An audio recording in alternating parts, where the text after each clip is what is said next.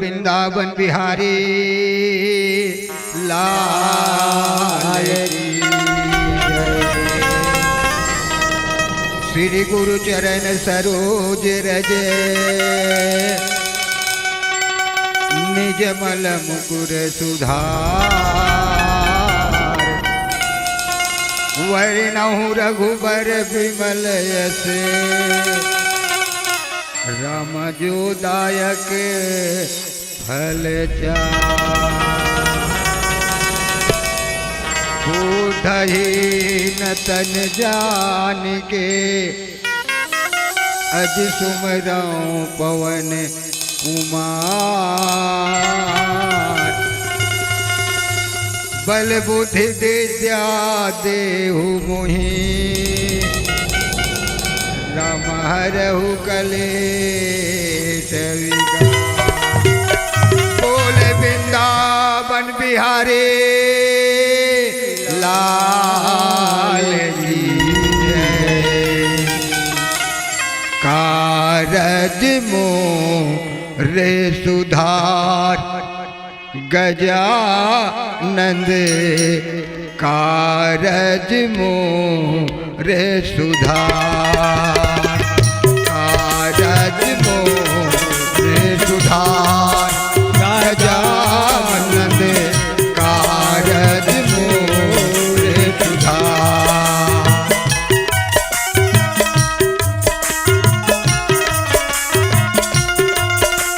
गजानंद कारज मोरे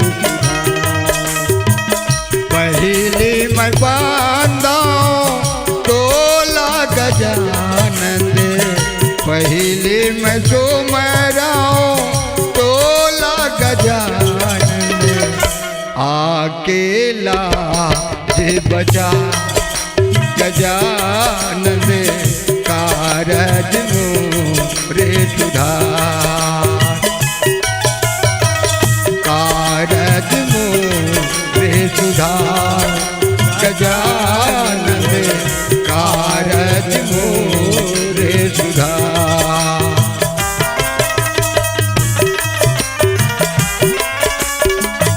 जय जय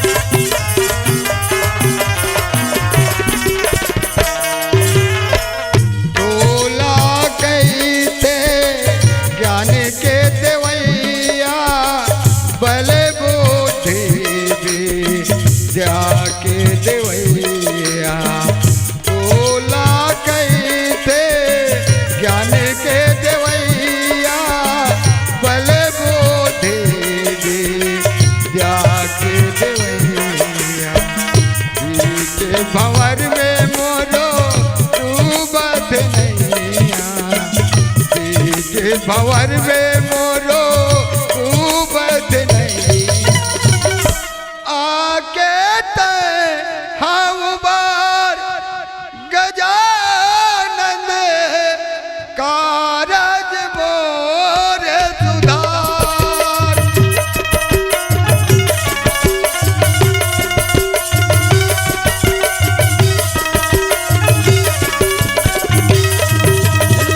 कारज मोर सुधार गजानन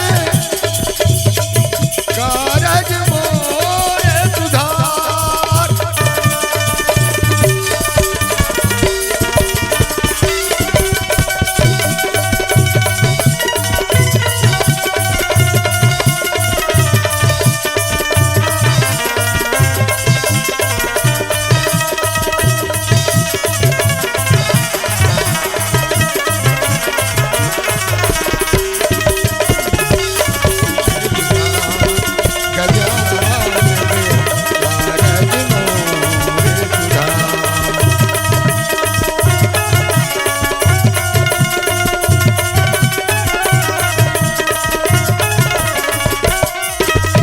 बोल वृंदावन बिहारी लाल की जय हो।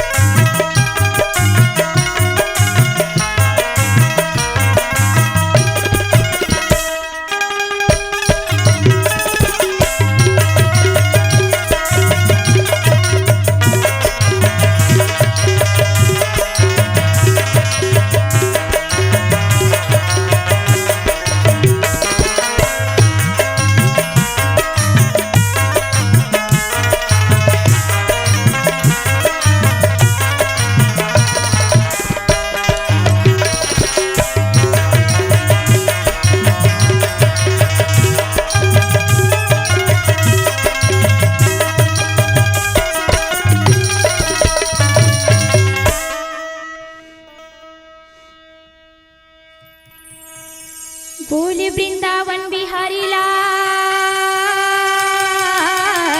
की जय। बोलिए उमापति बोलिए सरस्वती मैया की जय। बोली हनुमंत लला महाराज की जय बोलिए संत समाज की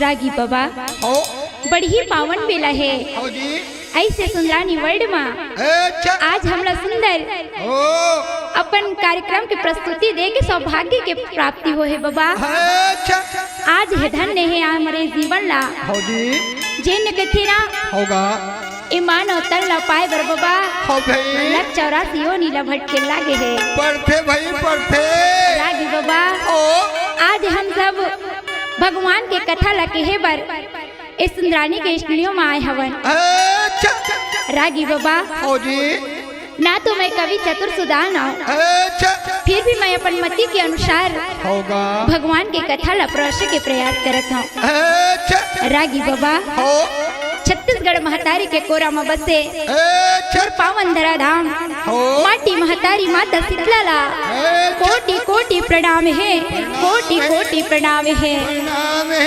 दशरथ तुल्य पितामन के श्री पावन चरण कमल माँ अच्छा ममतामयी करुणामयी वैष्णवमयी मातावन के श्री पावन चरण कमल माँ अच्छा हमर हो जी। गुरु के कृपा हो धरती मूर्ति के सिंगार होगा पनवानी पार्टी के डहरले नगर फिंगेश्वर जिला गरियाबंद के नानी नानी लई कमन के डहरले आप सब झल्ला दंडवत प्रणाम है स्वीकार करो स्वीकार करो स्वीकार करो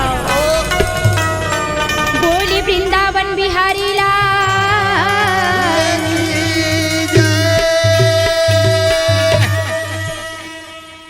जय जननी ज्वाला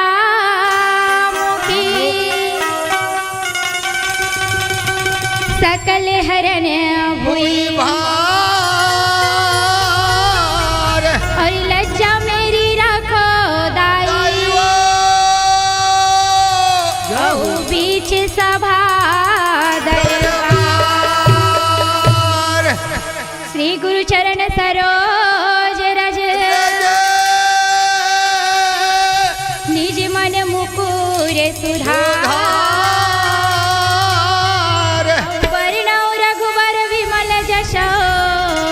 राम जो दायक फलचार बुद्धिहीन तनु जान के पवन कुमार बलि बुद्धि विद्या देहु मोहे राम हरहु कलेश विकार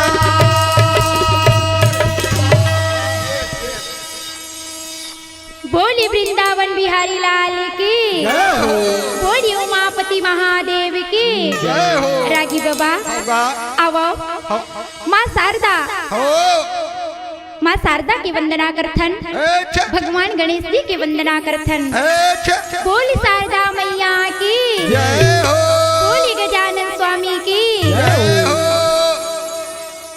ये देवी वो शारद देवी वो शारद माई देवी वो शारद माई मोरो राम देवी वो शारद माई देवी वो शारद माई मोरो राम देवी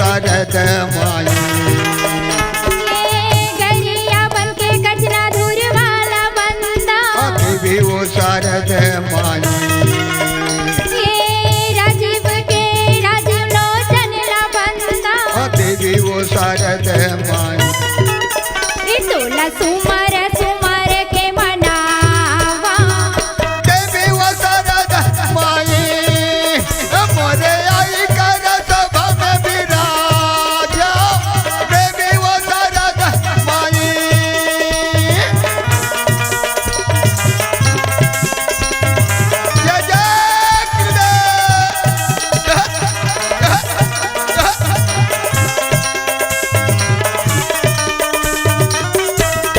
आई कर सभा में विराजा देवी वो शरद माई तोरा तुमर तुमर के मनावा देवी वो शरद माई ये फिंगेश्वर के मौली दाई ला बंदा देवी वो शरद माई ये गावे के सितला दाई ला बंदा देवी वो शरद माई ये आए संत समाज ला बंदा देवी वो शरद माई ये 16 सुमर सुमर के मनावा देवी वो शरद माई मोरे आई कर सभा में विराजा देवी वो शरद माई ये 16 सुमर सुमर के मनावा देवी वो शरद माई मोरे आई कर सभा में विराजा देवी वो शरद बोले वृंदावन बिहारी लाल की जय रागी बाबा हो बड़ी पावन बेला है मोक्ष प्रदान महाभारत की कथा लगे है बरजात है रागी बाबा रागी बाबा ना तो मैं कवि आऊँ ना तो चतुर सुजान आऊँ फिर भी मैं अपन मति के अनुसार होगा भगवान की कथा लगे है के प्रयास करत हूँ रागी बाबा कवि न हो मैं चतुर कहाँ मति अनुसार हरि गुण गाओ रागी बाबा मैं अपन मति के अनुसार संत समाज ला महाभारत की कथा ला बताता हूँ बताओ भैली काबर हरि की कथा अनंत है अपार है अथा सागर है बाबा हो जी वही ला तो कहे बाबा काय कथे बहनी हरि अनंत हरि कथा अनंता औ गाँव वही सुनही बहुविधि सब संता रागी बाबा हरि की कथा अनंत है अपार है अथा सागर है रागी हो बाबा भाई जी कथा ला बड़े बड़े संत ज्ञानी मुनि मन पाड़ने लगा भाई नहीं बखान कर सकी दीदी 1000 मुख वाला शेष नाम ढलो नहीं बखान कर सकी वो तब मैं तुच्छ छबला नारी जाति भगवान की कथा की गाथा लगा का बखान कर सको दाई दादा हो फिर भी अमर मैं अपन त्रुटि भाषा में होगा इस संत समाज ला भगवान की कथा ला बताए के प्रयास करत हूं। करत हम भाई अगर मोर से कहीं भूल हो जही हो या मोर परिवार के पनवानी पार्टी के डहार ले कहीं भी प्रकार के भूल होही अच्छा ओला अपन लई का समझ के क्षमा करहु एकर से भूल होई कोनो तो टेन पा धर के फिंगेसर के जात लग कुदाहू वाह भाई वाह श्री गुरु चरण मनाई के अज व्यास देव धर ध्यान आदि पर्व भाषा रचे राम सबल सिंह चौहान सबल सिंह चौहान मोर रामा सबल सिंह चौहान ये सब चौहान मोर रामा सबल सिंह चौहान मोर रामा सबल सिंह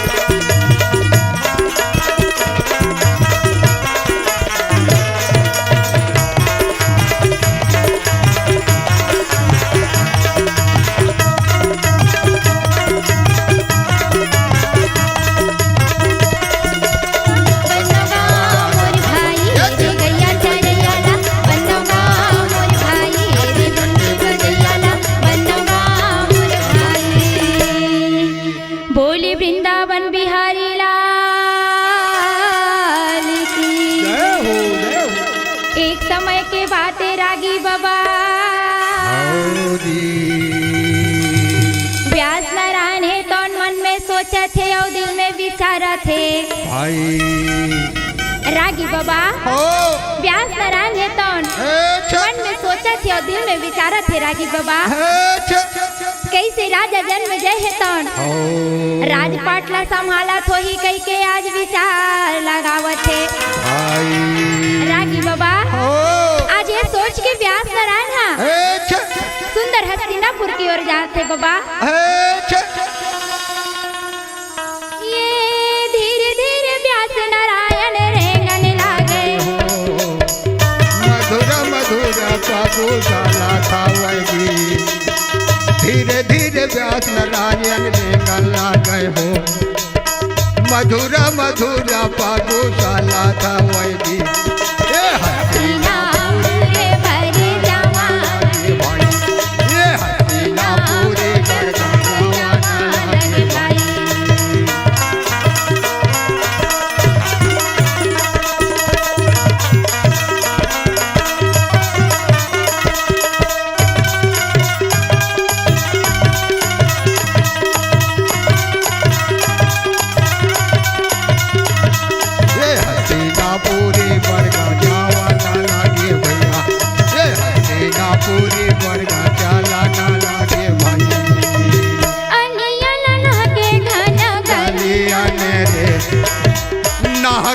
बावाना बाजार के हैं भैया नहा के हवेली देवनिया के जी ये सोना के जोड़ा ये दुकाने का भाई ये सोना के जोड़ा ये दुकाने के हैं भैया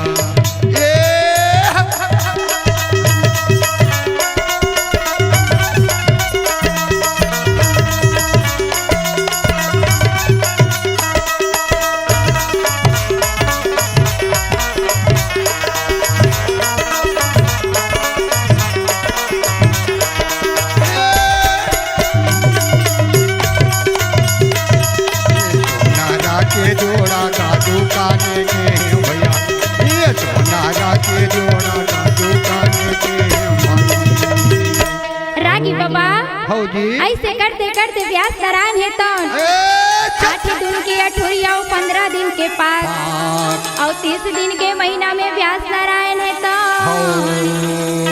8 ये दिन के अठुरिया काए दाई 15 ये दिन के देना 8 ये दिन के दाई अठुरिया दाई 15 ये दिन के के महीना में व्यास नारायण हस्तिनापुरी पहुँच जावे भाई मोर व्यास नारायण हस्तिनापुरी पहुँच जावे भाई दरिया के बारे में भाई आसन लगाए कागा व्यास नारायण ये दे आज ना झुंडे के झुंड बनी हरी बनिया हुआ कावो पानी भरे पनिहारिन बहने जाके राजा लाए बता दे भाई ये वो पनिहारिन बहने जाके राजा लाए बता दे भाई जय जय गुरुदेव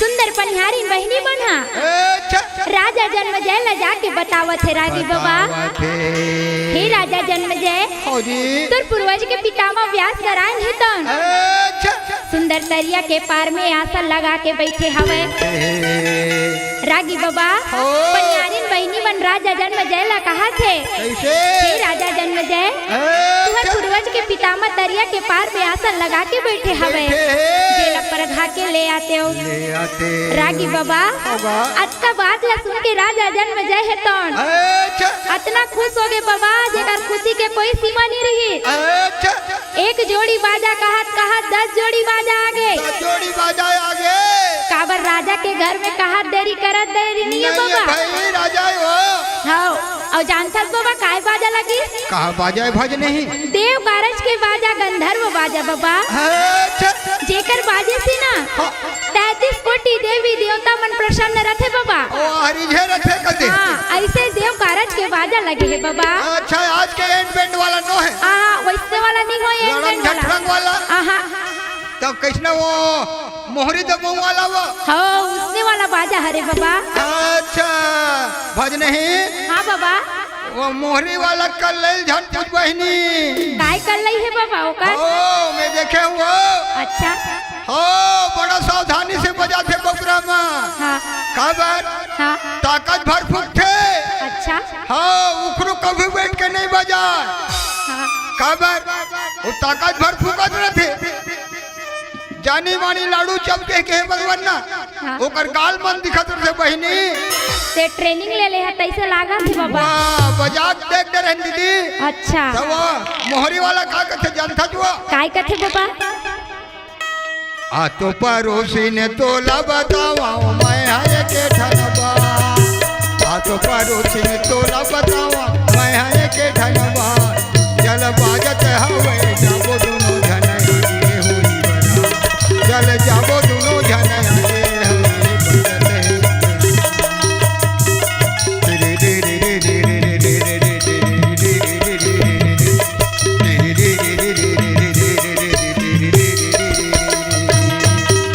ऐसे वो मोहरी वाला फूकत रहे बहिनी अच्छा वो कल सुंदर थे वो डफड़ा वो तानो काय लफड़ा करत बाबा वो का लफड़ा करते जानता बहिनी काय लफड़ा करत है वो डफड़ा का कथे जानता काय कथे बाबा बाबा मखना पटक बाबा रखिया पटक बाबा मखना पटक बाबा रखिया पटक बाबा मखना पटक बाबा रखिया पटक बाबा मखना पटक बाबा रखिया पटक एक ओ काय डफड़ा कहात रहे भज नहीं अच्छा बाबा रखिया पटक बाबा मखना पटक बाबा रखिया पटक तकाबर पटक ही वो तब काय करही बाबा हैं? काय करही भज नहीं हाँ काम ही वो ये रख दे जतन के बहिनी काय काम आही बाबा ये मखनल ना हाँ ये मखनल रख दे देवारी के लिए अच्छा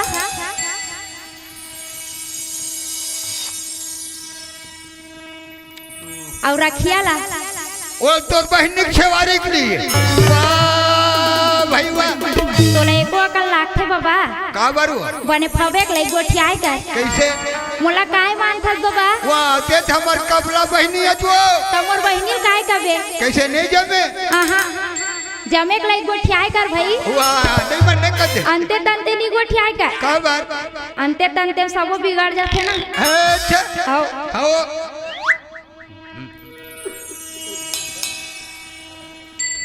रागी बाबा आओ सुंदर देव कारज के बाजा लगे है बाबा अच्छा अब वैसे गाजा बाजा के साथ में राजा जन्म जय है तन वो कल सुंदरी कौन जानता भज नहीं कौन है बाबा कौन है वो कस्तूटी वाला वो अच्छा ओ नान कुंड बटवा टाइप के है हाँ हैं?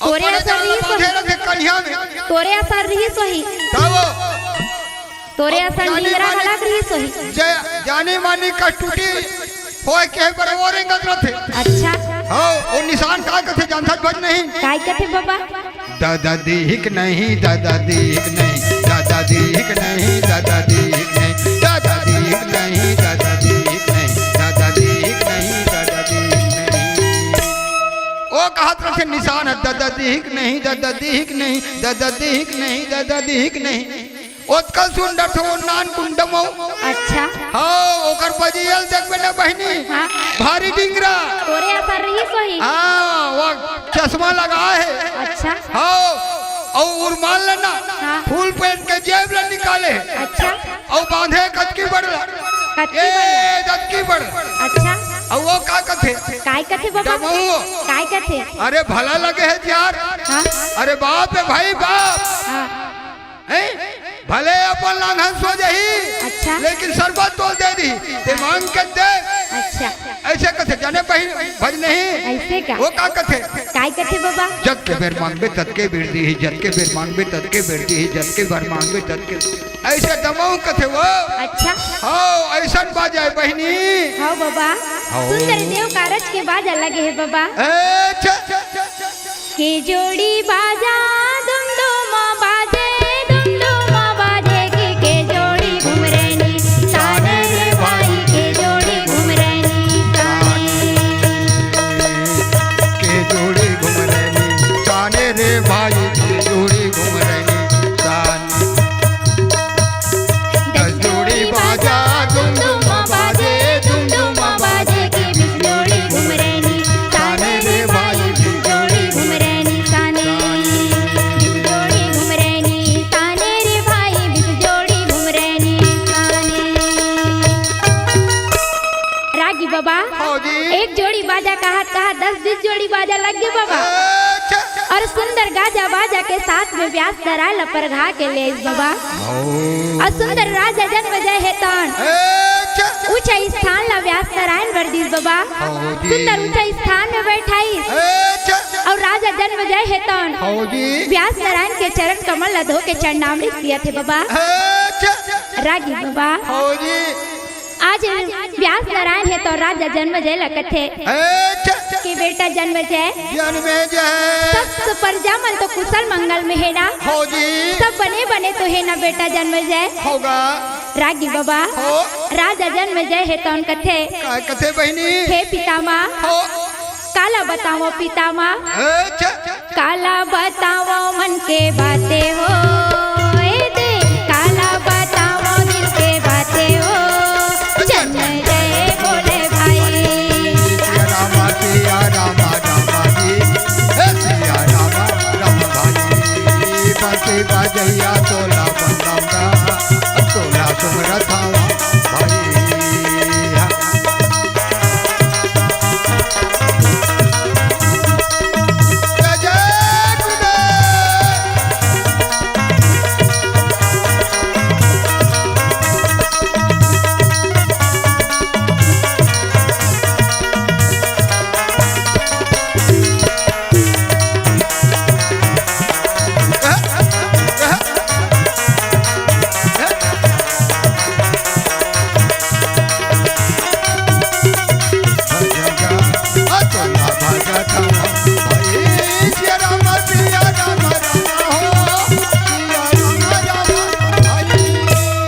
रागी बाबा राजा जन्म जय है तो व्यास नारायण लकथे का बताओ पितामा सब प्रजा मन तो कुशल मंगल में हवे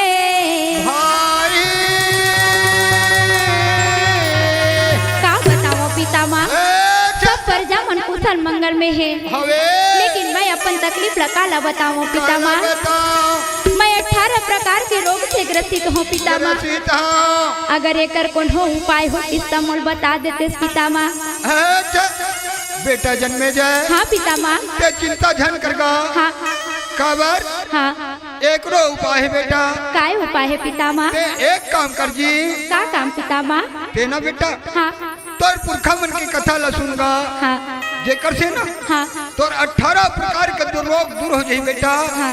काबर अरे महाभारत सुने कर यह पर तापा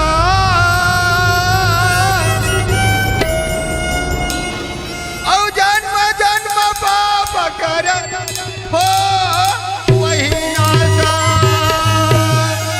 बेटा जन्मे जाए हाँ पितामा महाभारत के सुने से न जी हाँ जन्म जन्म के पाप कर देते बेटा हाँ ते तोर पुरखा मन के कथा ला सुनगा जेकर से तोर 18 प्रकार के रोग दूर हो जाई बेटा हाँ हे पितामा हो आप तो चारों वेद के रचयिता हो आप तो ज्ञानी हो पितामा अगर आप ही कृपा करके मोला वो कथा ला बता देते हो जेकर से मैं 18 प्रकार के रोग से दूर हो जाते हूँ पितामा बेटा जन्मे जाए हाँ पितामा मोर का रोज का कहाँ समय है हाँ ते एक काम कर बेटा का काम पितामा अरे वह समपान्य है शिष्य हमारा, आगे कथा कही इस तारा। बेटा जन्मे जाए। हाँ पितामह। वह समपान्य है नगा। हाँ वो मूर्ति से बेटा। हाँ आगे के कथा लतोलो वो सुनाही जी। हाँ। अस कही व्यास देव बनही सिधाए, वह समपान्य मुनि कथा सुनाए। रागी बाबा ऐसे कई के व्यास नारायण है तौन वन की ओर चले गए बाबा। और ये दिवय संपान्य मुनि है तौन सुंदर राजा जन्म जयला उकर वंशज के कथा ला बतावत है। वैसा पान्य मुनि कथा गा सुनाई, मुनि कथा गा सुनाई भाई। जन्मे जय सुन जन्मे जय तुरवंश कहानी, तुरवंश कहानी भाई। बेशरम पाने बेशरम पान मुनि कथा गा सुनाई, ये कथा गा सुनाई भाई। सुन जर में जर तुरवंश कहानी, तुरवंश कहानी भाई। रुक तो काय के है बाबा? काय के है? तिहित के है कावा?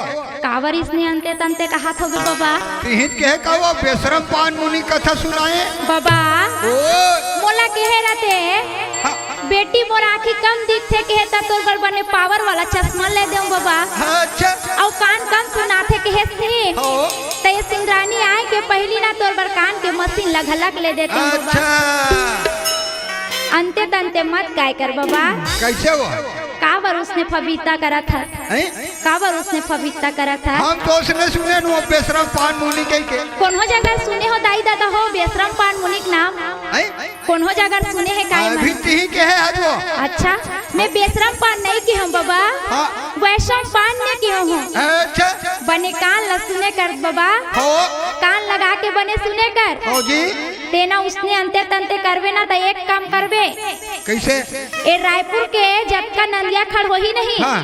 वहाँ ले जम्मो लाल ले बे बेशरम के पान ला। अच्छा और बने सिल लोड़ हम चिकन पीस ले बे। और वहाँ नहीं पीसा ही नहीं हाँ। तान मिक्सी लान के बने वो चिकन कर ले। अच्छा और ओला लेके के तोर बहनी गोरिन छबर देवे चुन्ना नहीं धरे।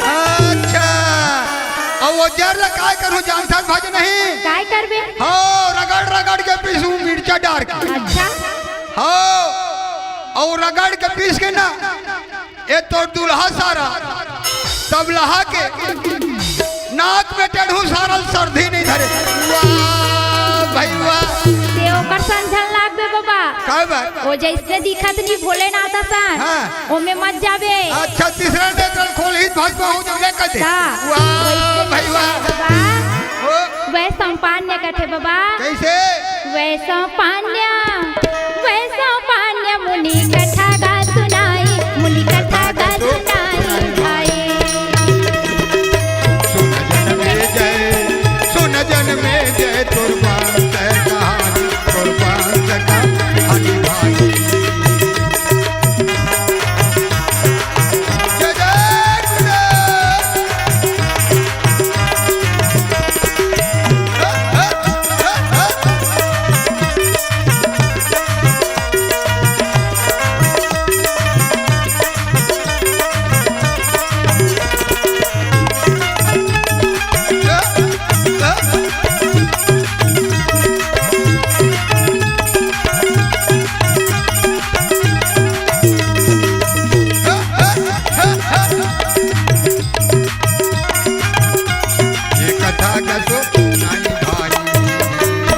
ऐसे कथे बाबा।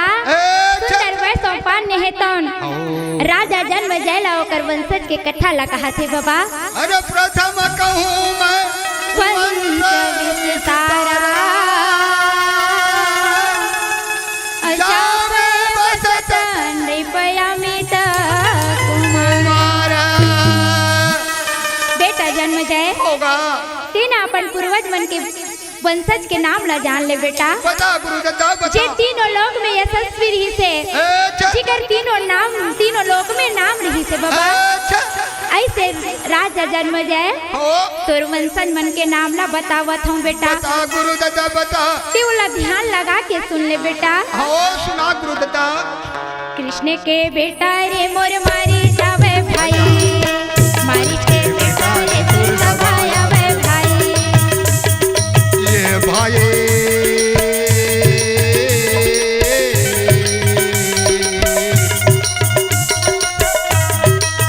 तुम तो भग बेटा जमर सूर्य आवे भैया, सूर्य के बेटा जमर शंभु आवे भाई, शंभु के बेटा जग नहीं आवे भैया जी, जगरही के बेटा जमर बुध आवे भाई, तोरे पुरखा के देखा थला कहाँ लाला, तोरे पुरखा के देखा थला कहाँ भाई।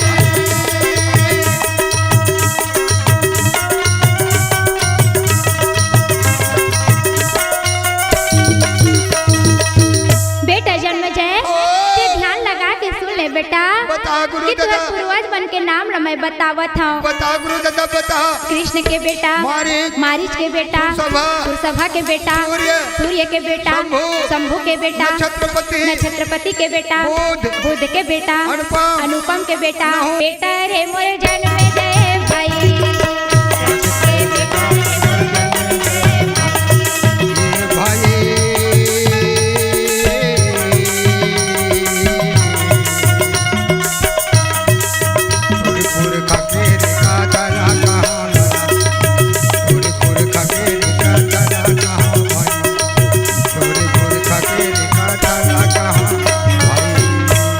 रागी बाबा वह सम्पान मुनि है तौन सुंदर राजा जन्म जय लगे थे। कैसे बेटा जन्म जय जन्मे जय इस 27 पीढ़ी तोर वंश मन के नाम है बेटा। अच्छा जिन तीनों लोक में यशस्वी रहिस बेटा जन्म जय। कस गुरुदत्ता हाँ पितामह। तमें आज तक बड़ परिवार के लेके आऊंगा। हाँ बेटा ते बहुत बड़ परिवार के लेके आसगा। तब तो कोनो नहीं डरावा। कैसे करबे? अरे जबरदस्ती झगड़ा करबो तोर फोकला निवासी बाबा में बता दे। वाह जे कर नहीं सकबो ते कर हमार परिवार वाला नहीं बलाबो। बाबा परिवार काकरो काम नहीं आए बाबा। काबर काबर हाँ दुख के समय ही तो पता चलते। कैसे हुआ एक मित्र के पता चलते अच्छा और एक परिवार के पता चलते। हो जेन हाँ विपत्ति में तोर साथ दे दिस ना हो जी वही असली इंसान है बाबा। वाह तते मोला छोटा मोटा वीर समर्थक कावो ता कैसन बड़ वीरार। नहीं मैं तोला पूछता ते मोला छोटे मोटे वीर समर्थक का। का बड़ वीरार। अरे भारत देश में नंबर 1 के वीर अच्छा मोर ला बड़े वीर है कि नहीं तब अच्छा अरे ऐसा वैसा वीर नहीं, अरे ऐसा वैसा वीर नहीं, मच्छर को पटक देता हूँ। लड़ैया में खेल देख के भारी वो धम सा पड़ देता हूँ। देखा था दाई दादा हो जे हाँ मच्छर ला देख के भारी कोट थपड़ जाता हूँ कहा थे। भज नहीं हाँ बाबा मच्छर लड़ने कर ले झन समझो। अच्छा एक मच्छर साला आदमी बीमारी फैला देता है। का मलेरिया का फलेरिया हाँ आदमी बीमारी फैलाते तब बाबा ओए घमंड काकरो काम नहीं आए बाबा। काबर काबर की जेन इंसान घमंड करते ना अच्छा जेन अभिमान करते तो ओकर अंत का होते। का होते वो राजा रावण के बारे में तो सुने हवस बाबा। हाँ भाई जेकर 1 लाख पुत्र 1.25 लाख नाती अर्जी कर घर में बड़े या नहीं बाती दिया न बाती रागी बाबा ओए इस संसार में घमंड काकरो काम नहीं आए बाबा। अच्छा जेन इंसान घमंड करते ना ओ ओकर अंत का होते तो पूरा संत समाज जानत थे। ओकरे से भी कहते बाबा कैसे बेटा झनकर बेगरब घुमाने रे कचे लोहा काया के झनकर बेगरब घुमाने रे कचे लोहा काया के बेटा झनकर बेगरब घुमाने रे कचे लोहा काया के लाला झनकर बेगरब घुमाने कचे लोहा काया के कचे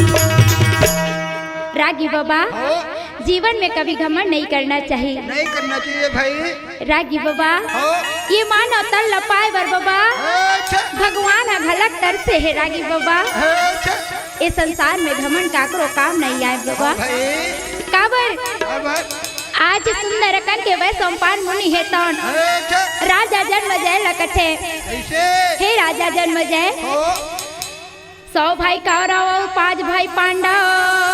अच्छा राजा जन्म जय ते ध्यान लगा के सुन ले बेटा। सुना गुरु दादा सुना 100 भाई कौरव और 5 भाई पांडव जिन सगे काका बड़ा के भाई है बाबा। अच्छा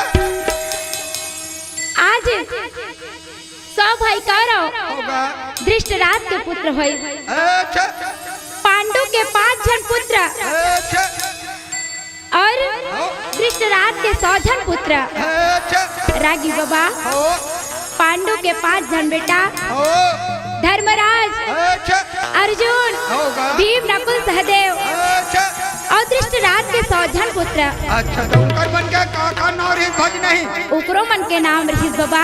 अच्छा हाँ जान ले बेटा उकरो मन के नाम ला। बता गुरु दादा बता बेटा जन्मे जाए हाँ पितामा ध्यान लगा के सुन बेटा हाँ 100 भाई कौरों के नाम ला हाँ हाँ गिनत रहे बेटा है हाँ हो सब लोग बड़े बेटा के नाम हाँ दुर्योधन युष्य दुशासन दुस्सा दुस्सैल जलसन समसावीन बनवीन दुधर्ष सुबाहु दुष्ट धर्वंश दुर्मरसन दुर्मुख दुष्कर्ण कर्ण विशांति विकर्ण शल्य सत्तव सुलोचर व चित्र उपचित्र चित्राक्ष चारु चित्र सरासन दुर्मुख दुर्विगा विवत्सु विकरणन उर्नाभ सुनाभ नंद उपनंद चित्रपान चितवर्म सुवर्म दुरोचन बाहु चित्रांग चित्रकुंडल भीमवेद भीम बल बाल्की बलवर्धन युग रघुप सुसेन कुंडोधर मनोदर चित्रगुप्त निसंगी पासी बिंदारक दीढ़वर्म दीक्षत्र सोमकृति एकदर दिरसंग जरासन सत्यसन सदा सुवाहु उग्र सर्वस उग्रसेन सेनानी दुत पराजय अपराजिता बिंदारक दीढ़वर्म दीक्षत्र सोमकृति एकदर दिरसंग जरासन सत्यसन सदा सुवाहु उग्र सर्वस उग्रसेन सेनानी दुत पराजय अपराजिता पंडितक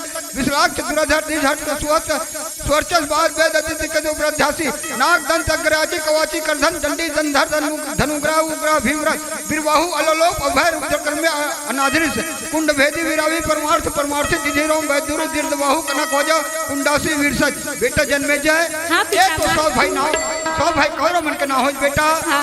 एक है बहिरी रिजगा हाँ। हर जे कर गानावे तो साला है भाई जे कर गानावे तो साला है बोला न लगेगा ये कहा न लगे भाई वैसा मपान का कहा न लगे भाई बोला न लगे जी ये कहा न लगे भाई वैसा मपान का कहा न लगे।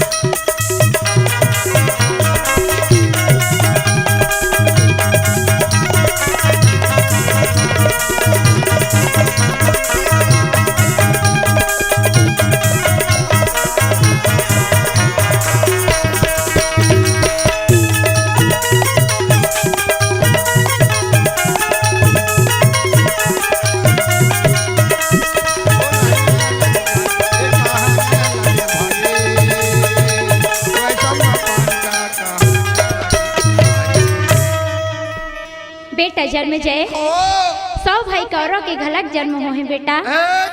रागी बाबा संतान उत्पत्ति के कारण शास्त्र में 4 कारण बता है बाबा। अच्छा शास्त्र में 4 कारण हाँ जेला वह सोमपान मुनि है तो सुंदर राजा जन्म जय ला बतावत है बाबा। कौन कौन प्रकार से भज नहीं कथे बेटा जन्म जय शास्त्र में संतान की उत्पत्ति के 4 कारण बता है।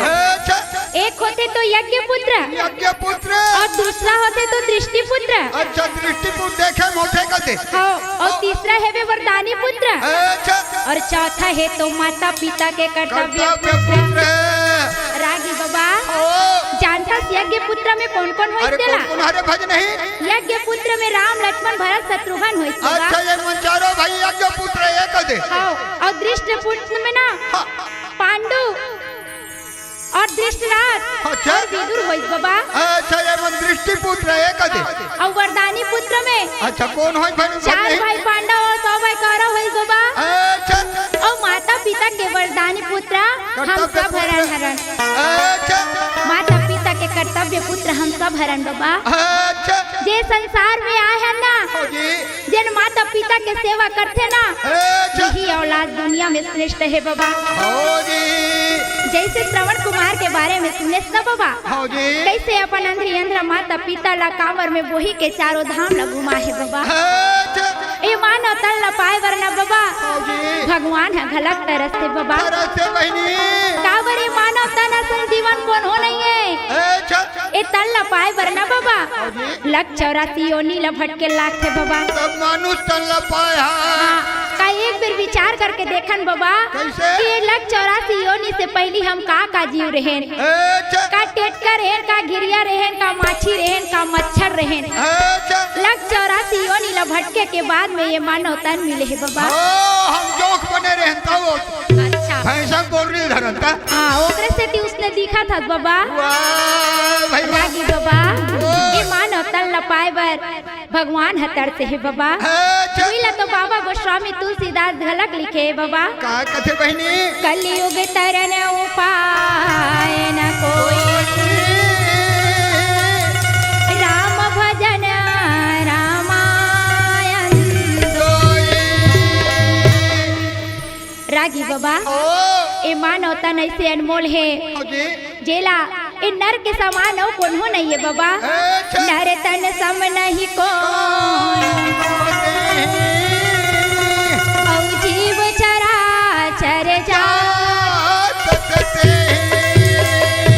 रागी बाबा, ये मन ला साफ करना है ना, अच्छा तो भगवान के भजन ला करना है बाबा। अच्छा भजन करे बिना नहीं बने कदे हाँ सही बात है बाबा। हो जी हाँ वही ला तो कहते कि आओ आज सबो झंझुर मुड़ के भगवान के भजन ला करथन बाबा। अच्छा भगवान के भजन करे से ये मानव तन ला उद्धार मिलही। हो अब सुंदर पावन भजन की ओर चलथन बाबा। हो जी एकरा से तिनको स्वामी तुलसीदास के बहनी काय के है बाबा, अरे कलयुग तरन उपाय न कोई, राम भजन रामा। रागी बाबा, हो जी अब सुंदर पावन भजन की ओर ले चलथन।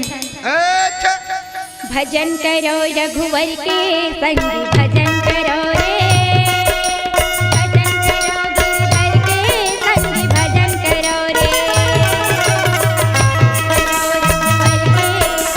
भजन करो रे, भजन करो गिरधर के संगी, भजन करो रे, भजन करो रे।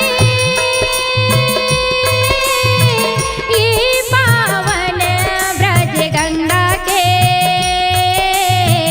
नाव देखे वैया के, ओ भजन करो मन भर के भैया मंजन करो जी, मंजन करो मन भर के दीदी मंजन करो, मंजन करो मन भर के भैया मंजन करो जी, मंजन करो मन भर के दीदी मंजन करो। एक के जगह रूप को कैसे के है बाबा, कैसे के है का बरते इसने अंते तंते करत हस बाबा। तेना तोर बोरिया बिस्तला धरौ जा तो घर तनी रे, काबर नहीं रखा नहीं राखो में हाँ ऐसने अंते तंते गावे तेल कौन राखी वाला बता तो। कहूँ नहीं रखा जी तब रहा ओ तबलाहा वाला काहे जानी मोला पूछना। अच्छा नहीं रखा आहा कते हमार पैसा अभी कैसे पैसा दे दूं, जा कोला कौन पैसा दी तोला, इससे करबे ता फोकट में निकल जन का ता फोकटे में जान लागी तोला, इसने नहीं गाय बाबा। कैसे कथे बहनी ये मानव तन अनमोल है बाबा। भगवान के भजन करे से ही बेड़ा पार होते, और का बरंते तंते कहा था नशा नाश के जड़ होते बाबा। अच्छा ए संत समाज ला होगा हमा ज्ञान दे बरहन बाबा, अच्छा। नशा से जोड़े बर नहीं आहन, अब यहाँ आके नशा वसा बात ला नहीं करे बाबा। वाह तत्ते काला समझ गए। और जेला मैं समझा थो बाबा, वही ये चार समाज है समझा थे बाबा। अच्छा वो सूरज छाप हो और वो का मंदिर छाप हो का बताई देता हो, धरे मारे टक रहा है कबो हाथ ले छूटे नहीं, तो वही नहीं सोचित काला सोचित। हाय रे गुड़ा खुर डब्बा नहीं तो छूटे हाथ ले।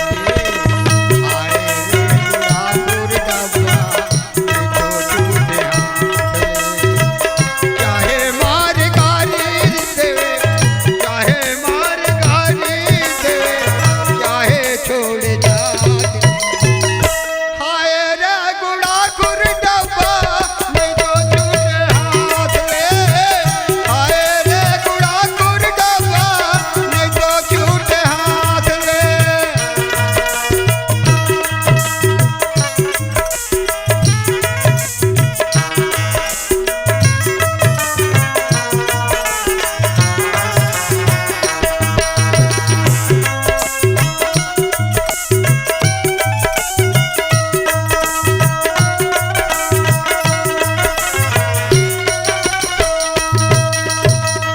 बहनी हाँ बाबा।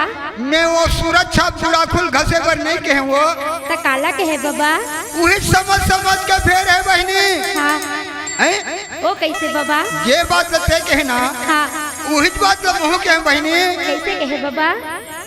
दीदी हाँ ये तन लमाजे बन बहनी, हाँ नाना प्रकार के साबुन है वो। हाँ बाबा। काली रील काला सका हमा ये तन लत मांझ लेथन बहनी।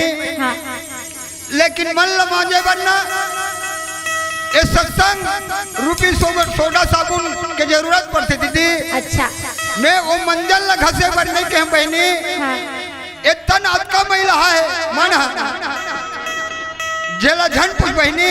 हाँ आज ये सुंदरानी भैया के स्टूडियो में बैठे हैं और मन कहाँ गया जानता तू? कहाँ गए है बाबा? ये सेंदर में गए।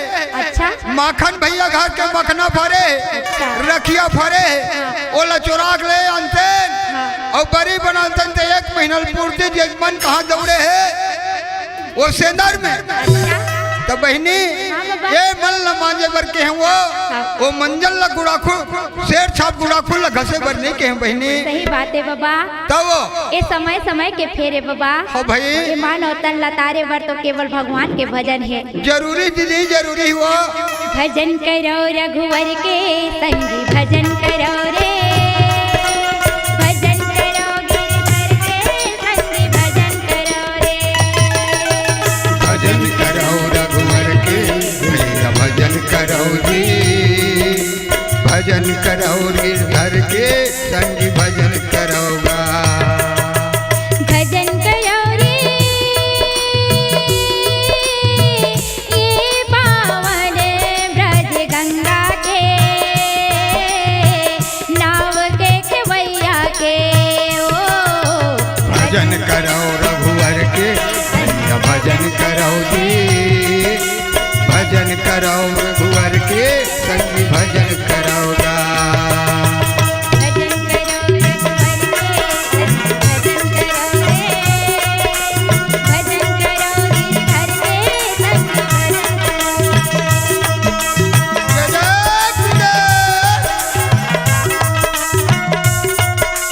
भजन करो गिरधर के संगी भजन करो जी। इही माँ सबरी तर गे है, इही माँ मीरा तर गे है, इही माँ सबरी तर गे जी माँ मीरा तर गे। इही माँ केवट तर गे है, इही माँ हिल्या तर गे है। यही माँ केवट तर गे यही माँ अहल्या तर गे। ये पावन ब्रज गंगा के ये पावन ब्रज गंगा के ओ। भजन करो रघुवर के भैया भजन करो जी। भजन करो गिरधर के संगी भजन करोगा। भजन करो रघुवर के भैया भजन करो जी। भजन करो गिरधर के संगी भजन करोगी।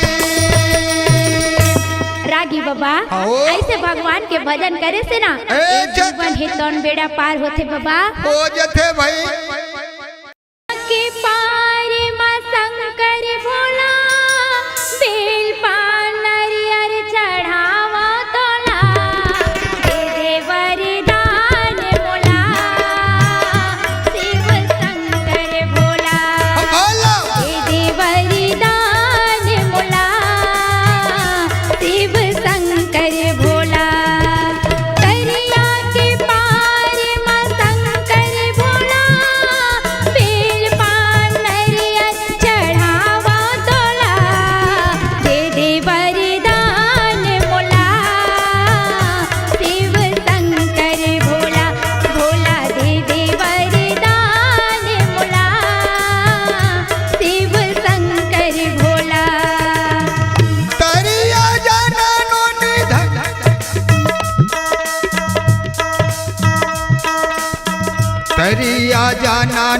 नोनी धर के झोला आमा गिरे बिन के लावे ओला सुस्की माँ जमाबो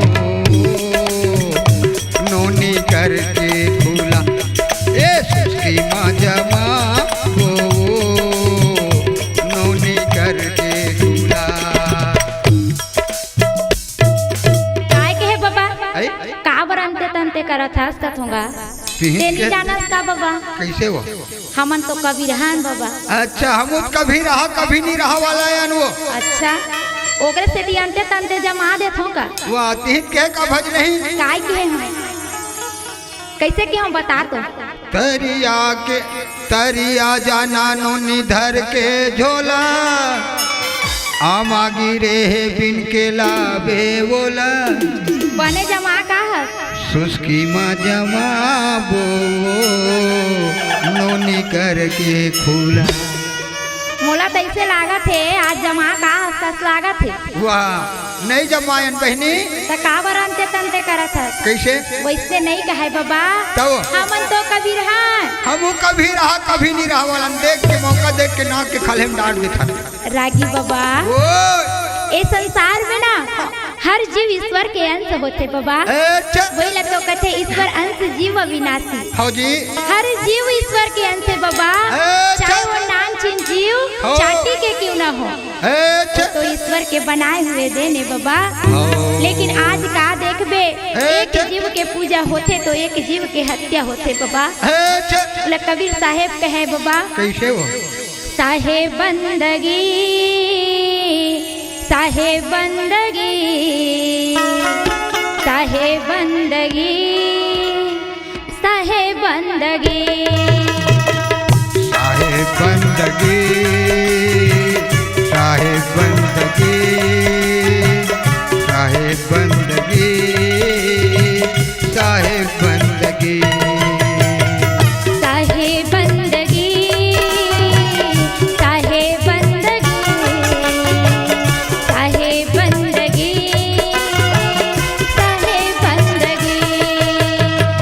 साहेब बंदगी साहेब बंदगी साहेब बंदगी साहेब बंदगी माथ नवावा गुरु चरणन में माथ नवावा गुरु चरणन में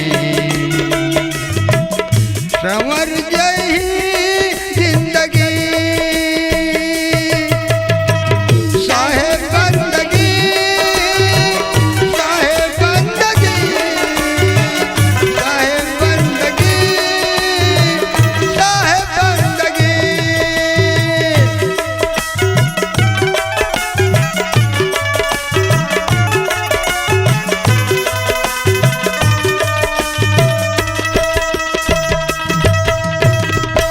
रागी बाबा होगा आज सुंदर माता गंधारी है तो भगवान भोलेनाथ ला मनावत है बाबा। भगवान भोलेनाथ से माता गंधारी एक तो विचार करे रहे कि मैं भगवान भोलेनाथ से कैसे वरदान मांगू एक ऐसे पुत्र मांगू हो जी जे तीनों लोक में यशस्वी रहे थे बाबा। ऐसे माता गंधारी मन में विचार करे रहे होगा और यदि भगवान भोलेनाथ है तो हो सुंदर अपन नंदिया बैला में बैठे हाथ में त्रिशूल धरे डमरू धरे भगवान भोलेनाथ है तो नावत हवे पथिरा के बैला में चढ़ के महादेव आवत हो ही ना पथिरा के बैला में चढ़ के महादेव आवत हो ही ना नदिया बैला में चढ़ के महादेव आवत हो ही ना पथरा के बैला में चढ़ के महादेव आवत हो ही ना आवत हो ही आवत हो ही आवत हो ही आवत हो ही आवत हो ही ना पथरा के बैला में चढ़ के महादेव आवत हो ही ना नदिया बैला में चढ़ के महादेव आवत हो ही ना।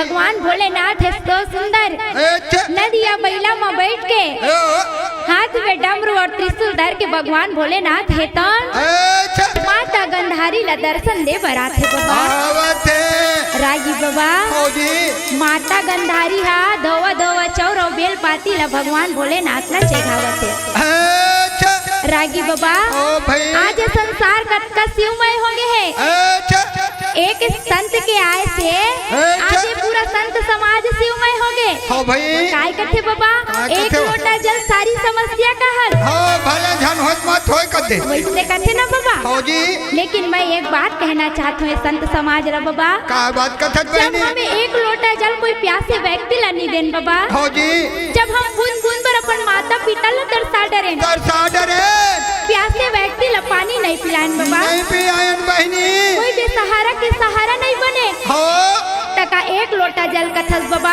हो जी। ते हजारों बाल्टी बाल्टी जल चढ़ावे ना हो। तो भगवान भोलेनाथ प्रसन्न होने वाला नहीं है नहीं हो बहनी डराम रुको ले वो सही बात है बाबा हो जी। निर्मल ला निर्मल करे लागथे हो भाई। तो आज माता गंधारी है तो कतना निर्मल भाव से भगवान भोलेनाथ के भक्ति ला करत है बाबा। करत है मन में सोचे रथे जब भगवान भोलेनाथ आथे ना हो जी दर्शन देते माता गंधारी ला कथे कि उठ बेटी गंधारी हो जी माता गंधारी जब आँख ला खोलते ना बाबा हो तो भगवान भोलेनाथ सुंदर वाला आशीर्वाद देते बाबा अच्छा कथे की बेटी गंधारी गंधारी का मांगना चाहता मांग ले बेटी मांग ले बेटी मैं तेरे भक्ति और भाव से बहुत प्रसन्न हूँ अच्छा रागी बाबा हो जी माता गंधारी है तो अच्छा जी मन में सोचे रहते बाबा हो कि सोए कैसे पुत्र मांगू कई के कैसे वो लेकिन माता गंधारी के मुख से बाबा हो सो के जगह में सौ निकल जाते बाबा निकल जाते तो भगवान भोलेनाथ माता गंधारी ला आशीर्वाद देते कि जा बेटी गंधारी हो ते 100 जन पुत्र के महतारी बनबे कथे महतारी बनबे रागी बाबा हो जी माता गंधारी है तौन कथे हो भाई। हे भोलेनाथ हो मैं एक जन ऐसे पुत्र मांगो कह रहा हूँ एक पुत्र के आसर ही भोलेनाथ हो जी मोर मुख से बात अलग निकल गए भोलेनाथ निकल गए ये वरदान ला वापस ले ले ले भोलेनाथ ले भोलेनाथ बोला एक के झन बेटा दे दे रागी बाबा हो भगवान भोलेनाथ कथे की माता गंधारी हो जी इस संसार में 3 चीज कभी वापस नहीं आए बेटी नहीं होई बेटी वो 3 चीज काय हरे बाबा काय है रे बहनी ए तन से निकले प्राण अच्छा और धनुष से निकले बाण बान और ये मुंह से निकले जुबान जबान रागी बाबा ओ इस संसार में 3 चीज कभी वापस नहीं वापस नहीं हो सके इस तन से एक बार प्राण निकल गए ना वो वापस लाहूं कभी तो नहीं ला सका और जिन शब्द मुंह से निकल गए वो वापस लाहूं कभी तो नहीं आवे और जिन धनुष से बाण एक बार निकल गए ना हो वो तीनों चीज कभी वापस नहीं नहीं हो आए सके रागी बाबा ओ भगवान भोलेनाथ है तो कथे की बेटी गंधारी गंधारी अब तोला ये वरदान ला स्वीकार करे करे लागी पढ़ी बेटी ऐसे कही के भगवान भोलेनाथ है तो अच्छा चले गए कैलाश में बाबा हो जी और ये माता गंधारी ला हो। चिंता हो गए हो जी काबर है तो कर्म के करनी है बाबा हो भाई जेन जेन कर्म हम करबो ना अच्छा बोला तो हम लोग भोगेल लागी हो गेल पढ़ते जेन जेन कर्म में लिखाए रहते वो तो होबे करते हो बे बाबा। करते आज माता गंधारी ला चिंता हो गए यही लग के है भज नहीं काय के है बाबा जन्म बिहाव मरण गति सोई अरे जहाँ लिखा तहाँ तस होई रागी बाबा होगा। ये तो सही बात है जतका समय जतका बेर हमार मृत्यु आना रही ना उतना बेर ही तन से प्राण निकल ही निकल ही भाई और जितना बेर संसार में आना रही ना तो वही घड़ी वही बेरा में निश्चित दे रखे भगवान है हो जी आज माता गंधारी ला चिंता हो गई बाबा अच्छा अरे लिखे विधाता करमला तारे लिखा करो टर नहीं जी लिखे विधाता करमला तारे लिखा करो टर नहीं जी लिखे है विधाता करमला तारिल ककरो टरे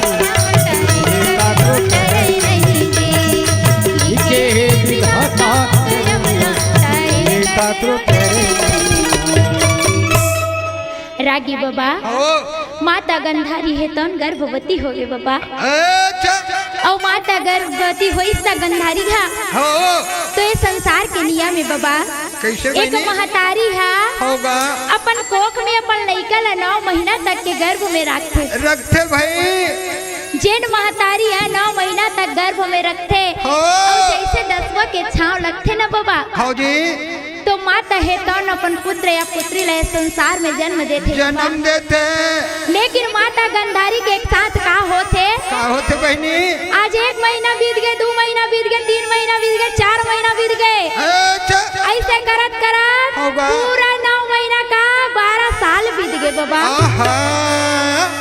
और 12 साल निकल लाते बाबा हाँ भाई 12 साल ले माता गंधारी है तो गर्भवती है तो आस पड़ोस के सब है तो ताना देवत हवे बाबा रागी बाबा आस पड़ोस के सब ताना देते माता गंधारी ला अरे ये 9 महीना पेट में हो कैसे ये तो लागे नहीं लागते ला कहीं बीमारी हो गया बीमारी हो गए यह महतारी 9 महीना तक गर्भ में रखते अपन लड़का ला और 10वां के छाव पड़ते तय संसार में जन्म देते लेकिन आज 12 साल हो गए लेकिन माता गंधारी के गर्भ से ना तो लड़की आहे ना तो लड़का आहे सब चिंता करत है एती माता पार्वती भगवान भोलेनाथ लगत है कैसे ये भोला का हो गए तोला ते कैसे माता गंधारी ला आशीर्वाद दे है 100 जन पुत्र के आँखी कान लमून के बैठे हैं और आखिर मुन के तहा भगवान के दून में बैठे हैं तो इसने बनते का भोलेनाथ आज सब आस पड़ोस के मन है तो माता गंधारी ला ताना देवत हवे भाई आज संसार के मनो लताना देवत है भोलेनाथ आज 12 साल बीत गए भोला ला पूछे पार्वती वो शंकर ला पूछे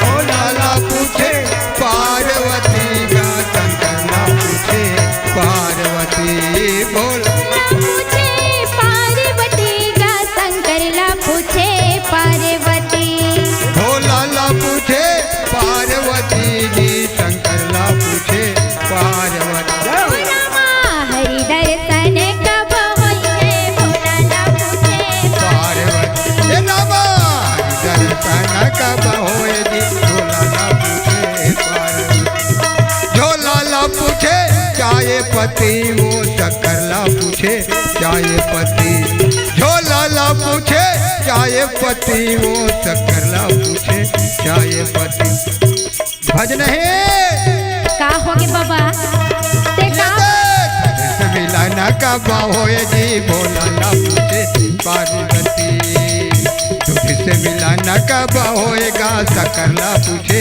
चाहे पति कस बाबा ते का होगे कथो तो लाज का होगे अतना अकल लाल चाय पियाग लाने रहे हो तोला और आते साथ यहाँ गुरुदेव के में स्टूडियो में सुंदर दूध के चाय पिए है भाई तब तो मन नहीं मारत है और दूध चाय पीमकत है कैसे करबे भज नहीं सियान आदमी हो लालच लाग जाते बहनी मलई मारे वाला दूध के चाय हो जाती थे का पूछत है बने तोर भाई खोले हुई रायपुर में जाबे एक 8 ठन में तो फोकट के मिलही तो का बर नहीं खा ले बाबा ते तो फोकट के माय खाए मारे टक रहा है तब ओकरे से ती तादत बन गए तो तब कैसे करबे जानतो दाई दादा हो इकर घर जाबे नहीं कोनो कार्यक्रम देखावे इकर घर चावे चन्ना बाबा चाय पी लेथन कई के हां जी तो जैसे जाबे बने बैठे बर दई है देथे और कहीं जाओ चाय बना दे कई के और जैसे वो दई चाय बनाए बर गिसनी ताने बाबा पहली रोला सुना दी कैसे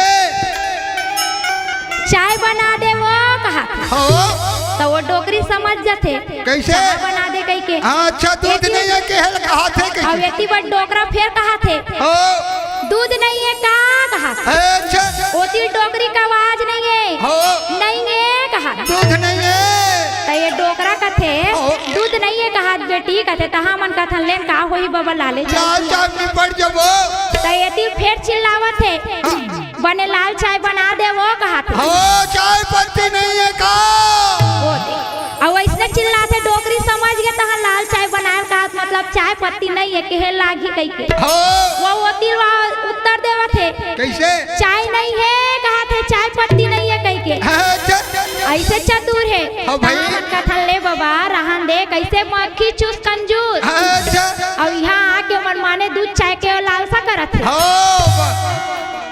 मनमाने कर हाँ आते 60-12x12 पतरी में मनमाने आकन खा है अच्छा और वहाँ कम पड़ गए तो यहाँ हमार तबलाहा बने समोसा लाई सोकर में अच्छा वहू मिर्चा डाल के बने तो बैठ डरी अच्छा वहू कमे छोगे हाँ भाई तक काज भाज नहीं हाँ बाबा जी हाँ जाता तिहाँ मोर खाना पीना लुकता रहता वो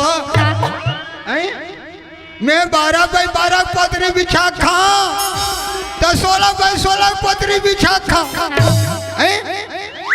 ए मोहन सुंदरानी भैया के तो किस सिरावत है और तोर दूल्हा सारा तबला का फिरावत है वाह भाई वाह ते उछ लम्मा टूट के कर बाबा मैं तो निमान से कहा था मती लागबे कई के ऐसे ता हम तो वैसे नहीं भाई। कहे बाबा माता पार्वती भगवान भोलेनाथ लगत है अच्छा भोला ला पूछे पार्वती वो शंकर ला पूछे पार्वती भोला ला पूछे पार्वती जी शंकर ला पूछे पार्वती भोला ला पूछे पार्वती वो शंकर ला पूछे पार्वती भोला ला पूछे पार्वती गा शंकर ला पूछे पार्वती ओ रामा हरि दर्शन कब होई है भोला ला पूछे पार्वती ये लामा हरि दर्शन कब होए जी भोला ला पूछे पार्वती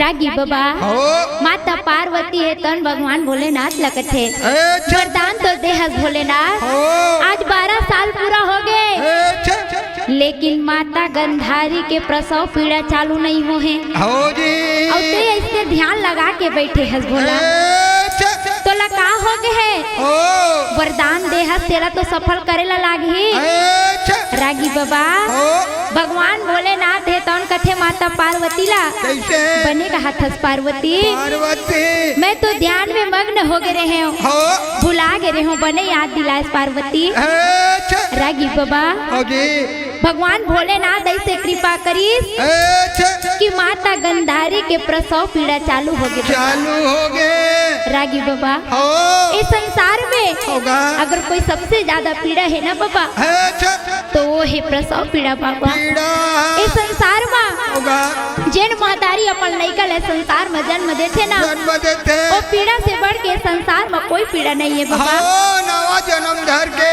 काबर मौत और जिंदगी केवल और केवल भगवान के भरोसा में टिके रहते हो महतारी है अच्छा वही ला तो कहते बाबा कैसे क्यों पर जिसका अंत नहीं उसे आत्मा कहते हैं कहते हैं अजी क्यों पर जिसका अंत नहीं उसे आत्मा कहते हैं कहते हैं। और नीचे जिसका अंत नहीं उसे माँ कहते हैं माँ कहते हैं अजी आंटी अंकल याद रहा चाचा मामा भूल गए भूल गए अजी आंटी अंकल याद रहा चाचा मामा भूल गए भूल गए दादी का जन्मदिन तो याद रहा मगर उस बूढ़ी माँ की दवा भूल गए भूल गए बूढ़ी माँ की दवा भूल गए भूल गए कसौटी जिंदगी की क्या है अच्छा कसौटी जिंदगी की क्या क्या है है कहानी घर घर की क्या है क्या है कुमकुम का हाल भी याद रहा बाबा लेकिन उस भगवान की भक्ति करना भूल गए भूल गए माँ की ममता अपार होते अथा सागर होते बाबा हाँ भाई आज माता गंधारी के प्रसव पीड़ा चालू होगी बाबा अच्छा जैन महतारी हमला 9 महीना तक के अपन गर्भ में रखे हो जी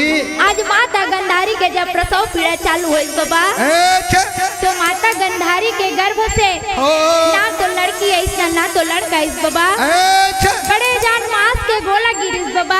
अच्छा और जब मांस के गोला गिरिस ना हो भाई तो सब चिंतित हो गए। अच्छा माता गंधारी और दृष्टराज रहे तौन हो।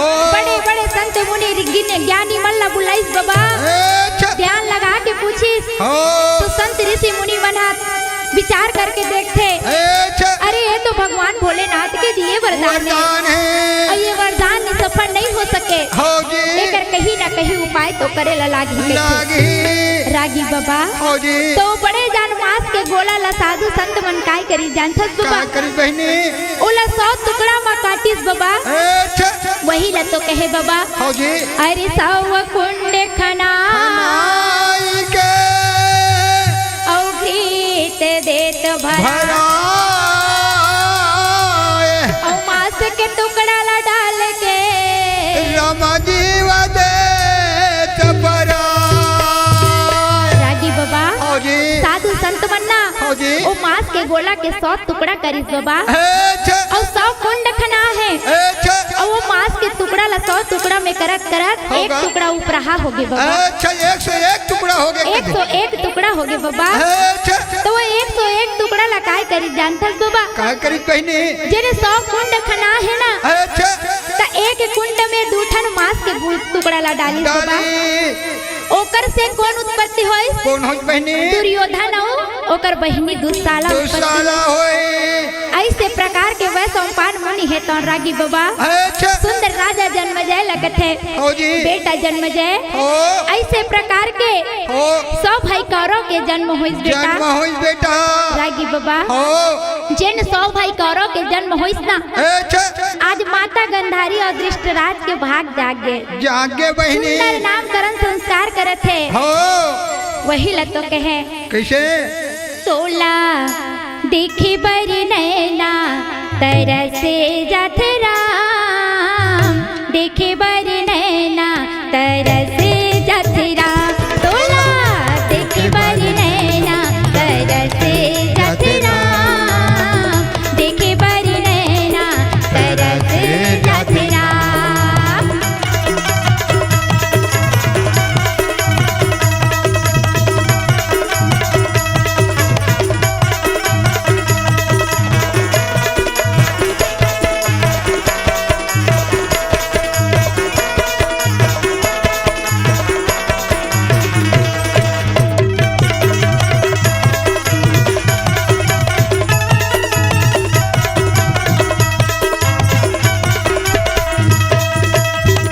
रागी बाबा ऐसे प्रकार के सुंदर हो जी माता गंधारी और दृष्टराज है तन सुंदर सोहर मंगल करी बाबा। करत है वही ला तो कहे कैसे गुड्डू के मोसिया है झूलना झूलाए बर हो झूलना झूलाए बर गुड्डी के मोसी आए झूलना झूलाए बरगा पलना झूलाए बार गुड्डू के मोसिया है झूलना झूलाए बर हो झूलना झूलाए बर गुड्डू के मोसी आए झूलना झूलाए बरगा पलना झूलाए बार और काय कथे बाबा जानथा कैसे कथे वो गुड्डू मोसिया का कथे बहनी फूल का चेहरा है तो मैया गहरा है मोर कैसे बुलावो तोला ये बेटा रे मैया करता तोला हे लाला रे मैया करता तोला ये बेटा रे माया करता तोला ये लाला रे माया करता तोला फूल का चेहरा है तो मैया गहरा है मोर फूल का चेहरा है दूर मैया गहरा है मोर कैसे बुलाऊं तोला हे लाला रे मैया करता तोला हे लाला रे मैया करता तोला ये बेटा रे माया करता तोला ये लाला रे माया करता तोला